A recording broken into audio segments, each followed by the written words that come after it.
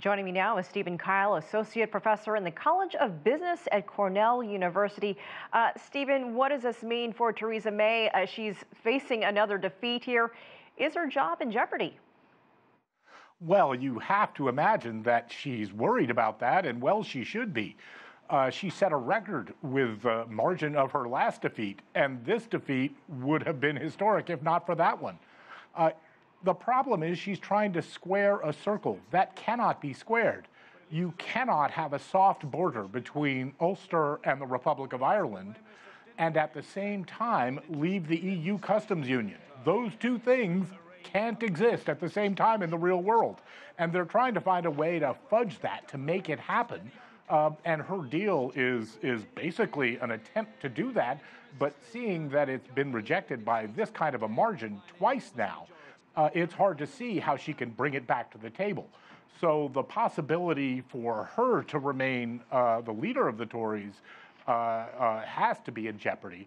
And there's also the possibility of a general election. I want to read you this quote from EU Commission President Jean-Claude Juncker. He said earlier, in politics, sometimes you get a second chance. It is what you do with this second chance that counts, because there will be no third chance. There will be no further interpretations on the interpretations and no further assurances on the reassurances. So, the EU is looking at this like, hey, we've just seen her go back and forth so much. What is their standpoint? What are they looking at here? Well, certainly the EU doesn't want to give encouragement to anyone who wants to avoid coming to a conclusion to this. So they're going to say, you guys got to make up your mind right now. Nevertheless, the likely next steps, tomorrow there's going to be a vote on whether they should leave without a deal, and nobody wants that. Nobody wants their name on that, because if it happens, it will be a very bad thing. Then they will have to ask for an extension. And I can't imagine that the European Union wants to play the heavy, wants to be able to be painted as the bad guy here. So as long as the UK can come up with some plausible plan to try and figure out a way through this mess, they're likely to get an extension.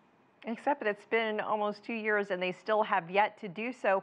What happens on March 30th, the day after March 29th, if there is no extension, if there is no deal? What will happen then?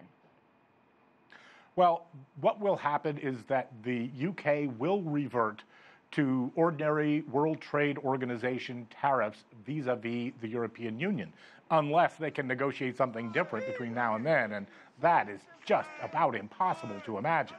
And they aren't ready for this. What that means is you have to have rules in place, regulations in place, infrastructure at the ports, airports, and borders, people hired to do these kinds of inspections and evaluations, and they haven't done this.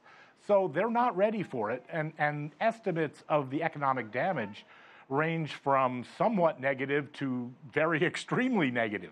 So nobody wants to be associated with that, and I think there's a strong likelihood they'll do what they can to avoid it. Would the EU be ready? I mean, several countries, Angela Merkel coming out basically saying, hey, keep trying, but we're going to continue on. That's right. Well, it is a negative thing for the EU also, but it certainly will take a bigger hit on the UK than it will on the EU, though neither side wants to see this happen. All right, Stephen Kyle, thank you so much. We appreciate your time. Thank you for having me.